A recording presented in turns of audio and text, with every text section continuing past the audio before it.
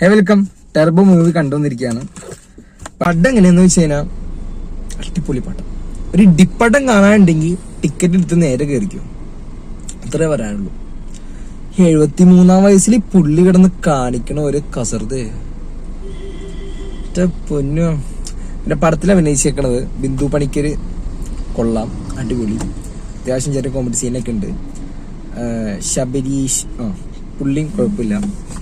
പിന്നെ രാജ്ബി ഷെട്ടി പുള്ളി വരുമ്പോ ഒരു ബിജിഎമ്മും പുള്ളിയുടെ ഒരു സ്വാഗുണ്ട്, അതിഗംഭീരം, ഒരു രക്ഷയില്ല. പുള്ളിയുടെ പെർഫോമൻസ് പക്ക. വില്ലൻ എങ്ങനെയാണോ വേണ്ടത് അതുപോലെ തന്നെ ഒരു വില്ലനെസ് അവിടെ കാണിച്ചിട്ടുണ്ട് പുള്ളി. പിന്നെ പടം എടുത്തു വെച്ചേക്കണ രീതി അതിഗംഭീരം, ഒന്നും പറയാനില്ല. ഓരോ ഫൈറ്റ് സീനായാലും അല്ലെങ്കിൽ ഓരോരോ ഷോട്ടുകളായാലും, ഷോട്ടുകളൊക്കെ വേറെ ലെവല്. ചില ഷോട്ടുകളൊക്കെ കാണണം. പ്രത്യേകിച്ച് മറ്റേ ട്രെയിലറിൽ കണ്ട മറ്റേ തോക്കിന്റെ ഒരു സീൻ ഉണ്ടല്ലോ, തട്ടിപ്പൊളിയാകും. പിന്നെ അങ്ങനത്തെ ഒരുപാട് ഐറ്റംസ് ഉണ്ട് അതിനകത്ത്. പിന്നെ പടം അടിപൊളി പടം കേട്ടാ. ഡിപ്പടം കാണാനുണ്ടെങ്കിൽ നേരെ ടിക്കറ്റ് എടുത്ത് കയറിക്കോ, ഒരു രക്ഷയില്ല. ഫസ്റ്റ് ഹാഫ് ഇങ്ങനെ കൊണ്ടുവന്ന് നമ്മളൊരു കാര്യത്തിൽ നിർത്തും. സെക്കൻഡ് ഹാഫ് ചുമ്മാ സീൻ അടിപൊളിയായിട്ട് എടുത്ത് വെച്ചിട്ടുണ്ട്. കാർ ചേസ് അത് എടുത്ത് പറയേണ്ട കേസാ.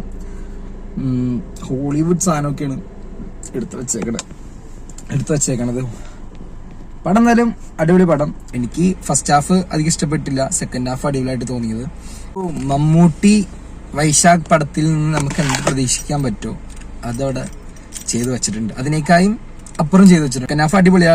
സമയം ഇങ്ങനെ പോണതേ അറിയില്ല. ഫസ്റ്റ് ഹാഫ് അത്യാവശ്യം ലാഗും കാര്യങ്ങളൊക്കെ ഉണ്ട്. കാര്യം സ്റ്റോറിയൊക്കെ ഇങ്ങനെ എല്ലാം കൂടി ഒന്ന് കൂട്ടി യോജിക്കുന്ന ടൈമൊക്കെയാണ്. സെക്കൻഡ് ഹാഫിലാണ് എക്സ്പീരിയൻസ് കിട്ടിയത്, സെക്കൻഡ് ഹാഫിലാണ്.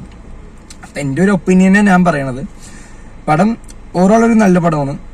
തിയേറ്ററിൽ എന്തായാലും തിയേറ്റർ മസ്റ്റ് വാച്ച് ആട്ടോ. തിയേറ്ററിൽ പടം പോയി കാണാൻ പാടുള്ളൂ. OTT-യിലോട്ടൊന്നും വരാൻ വേണ്ടി വെയിറ്റ് ചെയ്യരുത്. അതിനു മുമ്പ് തന്നെ പോയി കാണണം. എന്തായാലും OTT-യിൽ വന്നിട്ട് കാണാൻ നിൽക്കാണ്ട് തിയേറ്ററിൽ തന്നെ പോയി കാണാം. അപ്പൊ എന്തായാലും ബൈ. ഓക്കെ, ചേട്ടാ.